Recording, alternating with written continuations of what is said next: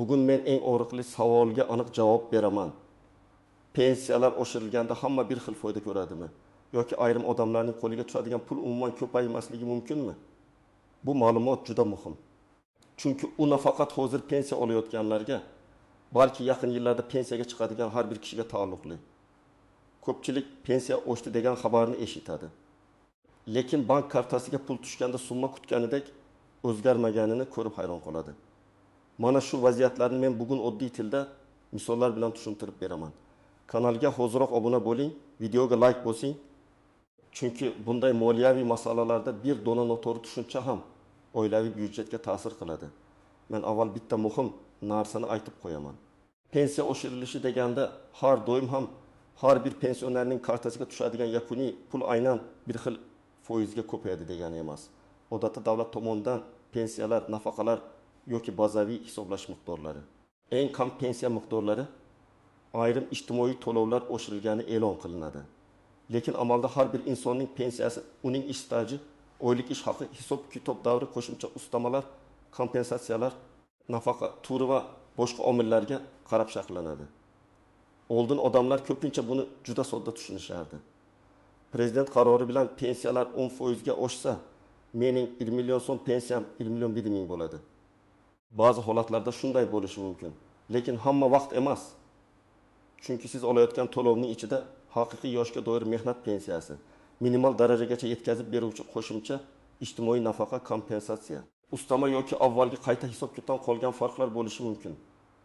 Hozirgi sharoitda yana bir nozik jihat bor. Pensiya tizimida standart yosh to'lovi deb odamlar tilida aytiladigan to'lovlar bor. Ya'ni inson pensiya yoshiga yetgan, lekin to'liq mehnat staji bo'lmasligi, hujjatlari yetishmasligi, ish haqi bo'yicha ma'lumotlar topilmasligi yoki pensiya miqdori minimal darajadan past chiqishi mumkin. Bunday holatda unga qonunchilikda belgilangan eng kam miqdorlar, ijtimoiy nafaqalar yoki minimal darajagacha yetkazish mexanizmlari qo'llanadi. Ana shu joyda pensiya oshdi, lekin meniki nega oshmadi degan savol tug'iladi. Men ekspert sifatida ko'p uchratadigan holat shuki, odam o'z to'lovining tarkibini bilmaydi. U men pensiya olaman dedi, lekin aslida u yoshga doir mehnat pensiyasimi, ish staji yetmagani uchun yoshga doir nafaqami? Nogironlik bo'yicha pensiyami, boquvchisini yo'qotganlik to'lovimi yoki minimal pensiyaga qo'shimchami? Buni aniq ajratmaydi. Natijada oshirish e'lon qilinganda hamma o'ziga bir xil qoida qo'llanadi deb o'ylaydi. Aslida esa har bir turdagi to'lov alohida tartibda qayta hisoblanishi mumkin. Asosiy qism 1. Kim xavotir olishi kerak, kim esa tinch bo'lishi mumkin birinchi navbatda. To'liq ish stajiga ega bo'lgan va rasmiy ish haqi asosida hisoblangan yoshga doir pensiya olayotgan fuqarolarni olaylik. Agar sizning pensiyangiz, ish stajingiz, oyligingiz va pensiya hisoblash formulasi asosida shakllangan bo'lsa, odatda umumiy indeksatsiya yoki oshirish sizga ham ta'sir qiladi. Masalan, siz 35 yil rasmiy ishlagansiz, arxiv ma'lumotlaringiz bor. Pensiyangiz 2 million 400 ming so'm. Agar tegishli qaror bilan pensiyalar ma'lum foizga oshirilsa, sizning asosiy pensiyangiz ham ko'tarilishi ehtimoli yuqori. Lekin bu yerda ham qo'shimcha ustamalar alohida tartibda qolishi yoki boshqa formula bilan o'zgarishi mumkin. Ikkinchi guruh, eng kam pensiya miqdorida yoki minimal darajaga yaqin pensiya olayotganlar. Mana shu guruh eng ko'p chalkashadi. Masalan, bir odamning hisoblangan pensiyasi 720 ming so'm chiqdi. Lekin amaldagi eng kam yoshga doir pensiya bundan yuqori bo'lgani uchun davlat uni minimal darajagacha yetkazib berdi. Odam bank kartasida 1 million so'm atrofida pul ko'radi va mening pensiyam 1 million deb o'ylaydi. Aslida uning hisoblangan pensiyasi 720 ming, qolgan qismi minimal kafolat hisobidan berilayotgan qo'shimcha bo'lishi mumkin. Agar keyingi oshirish faqat hisoblangan asosiy qismga tegsa yoki minimal miqdor alohida belgilanadigan bo'lsa, kartadagi yakuniy o'sish kutilgandan kam bo'ladi. Ba'zan esa minimal miqdor o'zgarmasa, odamning qo'liga tushadigan jami pul deyarli o'zgarmasligi ham mumkin. Uchinchi guruh, yetarli ish staji bo'lmagani uchun yoshga doir ijtimoiy nafaqa olayotganlar. Bu juda muhim. Pensiya va nafaqa bir xil narsa emas. Pensiya odatda mehnat staji va sug'urta badallari rasmiy ish faoliyati asosida hisoblanadi. Ijtimoiy nafaqa esa staj yetmaganda yoki pensiya olish huquqi to'liq shakllanmaganda berilishi mumkin. Misol uchun, ayol kishi uyda bolalar tarbiyasi bilan band bo'lgan, rasmiy ishlagan yillari juda kam, zarur staj to'planmagan. U pensiya yoshiga yetganda to'liq yoshga doir mehnat pensiyasi emas, balki ijtimoiy nafaqa olishi mumkin. Davlat pensiyalarini oshirgani haqida xabar chiqqanda, bu nafaqa ham avtomatik ravishda xuddi pensiya kabi oshadi deb o'ylash noto'g'ri. Nafaqalar bo'yicha alohida qaror, alohida miqdor, alohida sana bo'lishi mumkin. 4-guruh ishlashda davom etayotgan pensionerlar. Odam pensiyaga chiqqanidan keyin ham rasmiy ishlashi mumkin. Bunday holatda ayrim davrlarda qayta hisob-kitob qilish, qo'shimcha stajni inobatga olish yoki ish haqi ma'lumotlarini qo'shish imkoniyati paydo bo'ladi. Lekin bu ham avtomatik bo'lmasligi mumkin. Masalan, Akmal aka 6 yoshda pensiyaga chiqdi, lekin yana 3 yil korxonada ishladi.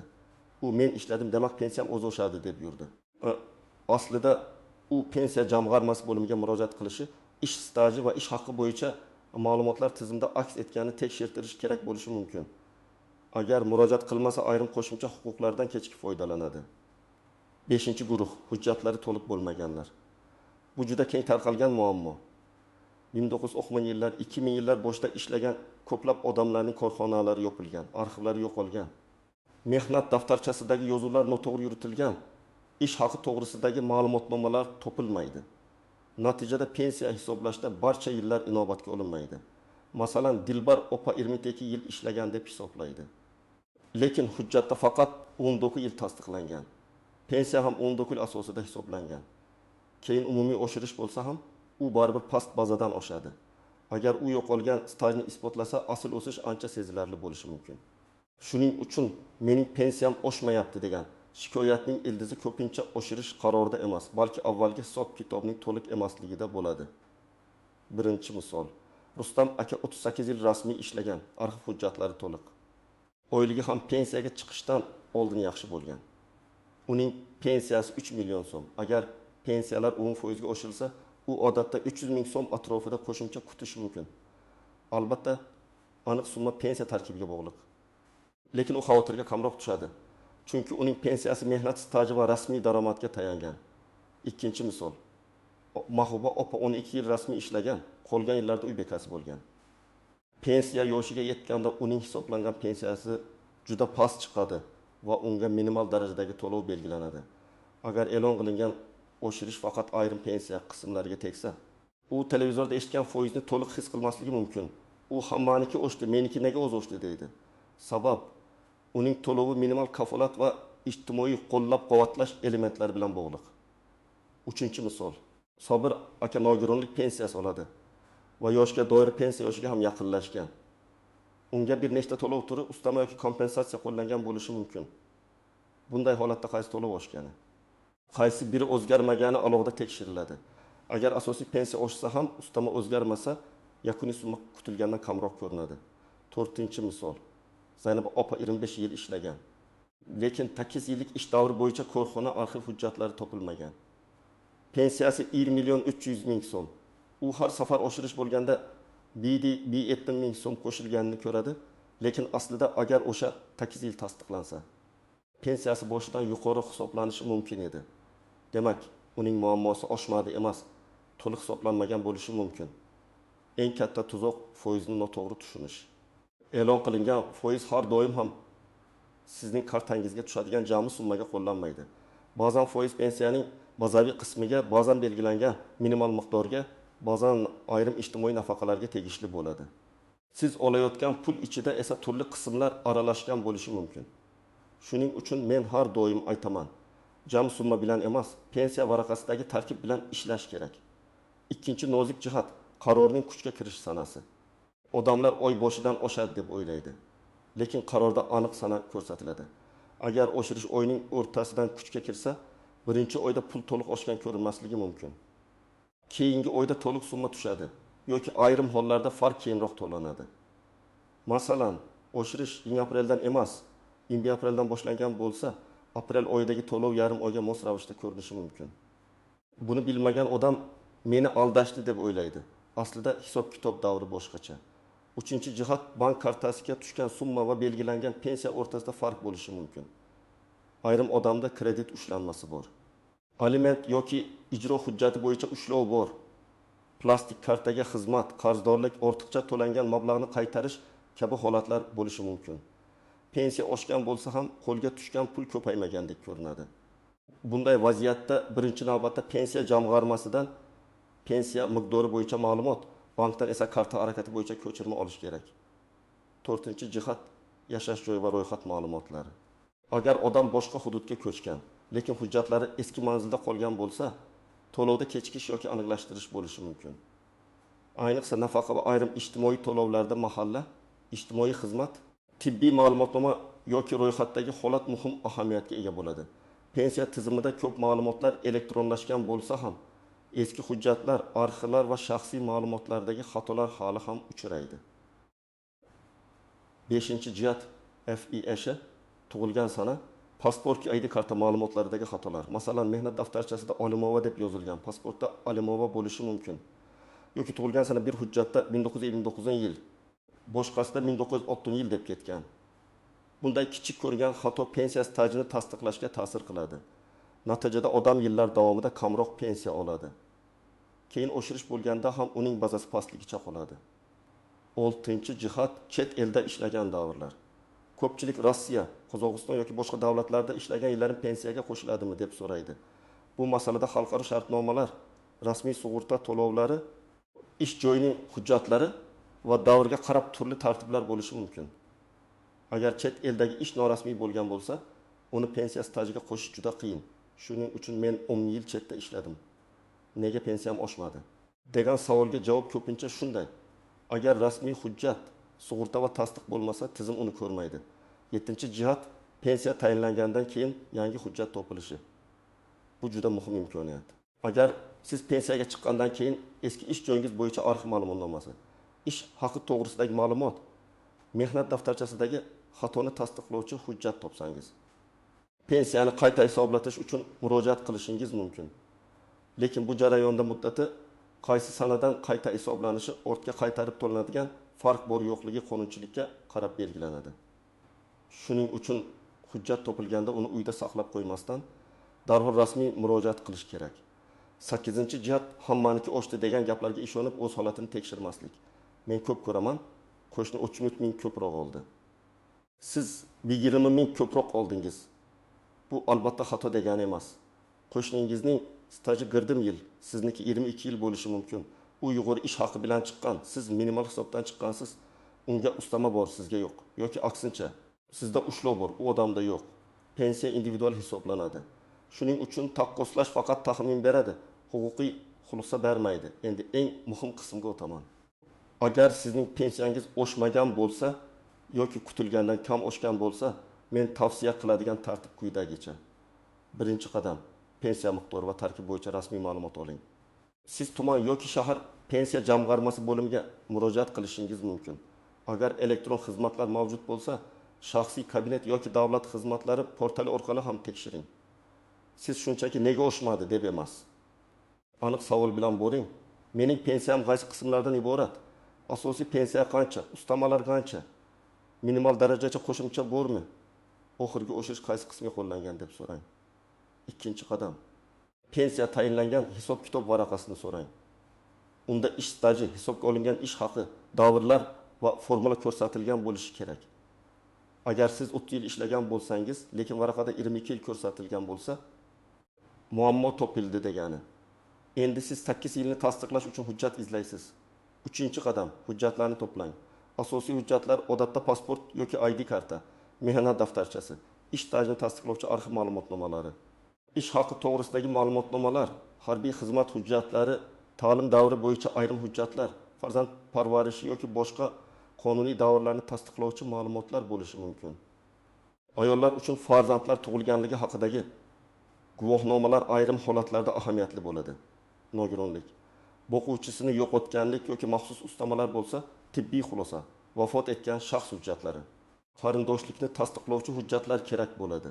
4-qadam, arxivga murojaat qiling. Agar eski korxona yopilgan bo'lsa, uning hujjatlari davlat arxiviga, tarmoq arxiviga yoki huquqiy voris tashkilotga topshirilgan bo'lishi mumkin. Murojaatda ish joyining to'liq nomi, ishlagan yillaringiz, lavozimingiz, taxminiy manzil, korxona keyin qanday nom bilan yuritilgani haqida yozing. Men shu yerda ishlaganman, ma'lumot bering deb umumiy yozsangiz javob cho'zilishi mumkin. Qancha aniq yozsangiz topish oson bo'ladi. 5-qadam yozma ariza bering. Og'zaki so'rash yaxshi, lekin rasmiy natija uchun yozma murojaat muhim. Arizada shunday mazmunda yozing: menga tayinlangan pensiya miqdori va uning tarkibi bo'yicha tushuntirish berishingizni. Oxirgi oshirishdan keyin qayta hisob-kitob qanday amalga oshirilganini, ish staji va ish haqi bo'yicha qaysi davrlar inobatga olinganini ma'lum qilishingizni so'rayman. Agar qo'shimcha hujjat topsangiz, mazkur hujjatlar asosida pensiyamni qayta hisoblab berishingizni so'rayman deb yozing. 6-qadam bankdan ko'chirma oling. Agar pensiya jamg'armasi pensiyangiz oshgan desa, lekin kartangizda ko'rinmasa, bank ko'chirmasi masalani ochadi. U yerda ushlovlar, qarzdorlik kelib tushgan summa va yechib olingan mablag'lar ko'rinadi. Ba'zan odam o'zi sezmay avtomatik to'lov yoki kredit ushlanmasi sababli pensiya oshishini sezmaydi.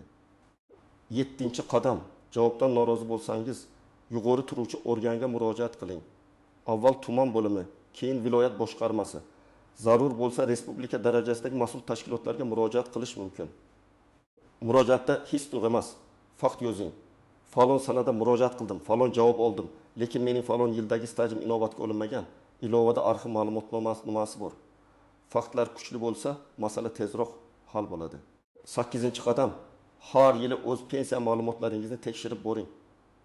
Ayniqsa pensiyaga chiqishga 5-10 yil qolgan odamlar buni hozirdan qilish kerak. Mehnat daftarchangizni tekshiring. Elektron mehnat daftarchasidagi ma'lumotlarni solishtiring. Soliq va ijtimoiy to'lovlar bo'yicha rasmiy ishlaringiz aks etganini ko'ring. Pensiyaga chiqish kuni kelganda hujjat izlash juda qiyin bo'ladi. Korxona yopilgan, rahbarlar almashgan, arxiv ko'chgan bo'lishi mumkin. Oldindan tayyorgarlik ko'rgan odam esa ancha xotirjam bo'ladi. Endi savolga to'g'ridan to'g'ri javob beraman.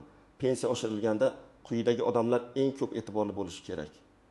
Staji yetarli bo'lmagan va ijtimoiy nafaqa olayotganlar, minimal pensiya darajasida to'lov olayotganlar, pensiyasi turli ustama va kompensatsiyalardan iborat bo'lganlar, hujjatlari to'liq bo'lmaganlar, ishlashda davom etgan, lekin qayta hisob-kitob uchun murojaat qilmagan pensionerlar, bank yoki ijro hujjatlari bo'yicha ushlovlari bor fuqarolar, shaxsiy ma'lumotlarda xatolik bo'lganlar, xavotir kamroq bo'ladiganlar esa rasmiy ish staji to'liq tasdiqlangan, ish haqi ma'lumotlar to'g'ri olingan, pensiyasi aniq mehnat pensiyasi sifatida hisoblangan va hech qanday ushlovi bo'lmagan fuqarolardir. Lekin men ularga ham umuman tekshirmang demayman. Chunki pensiya moliyaviy huquqdir. Uni nazorat qilish kerak. Bugun men sizga pensiya oshirganda nega ayrim odamlarning puli kam oshishi yoki umuman sezilmasligi mumkinligini tushuntirdim. Asosiy sabablar oddiy.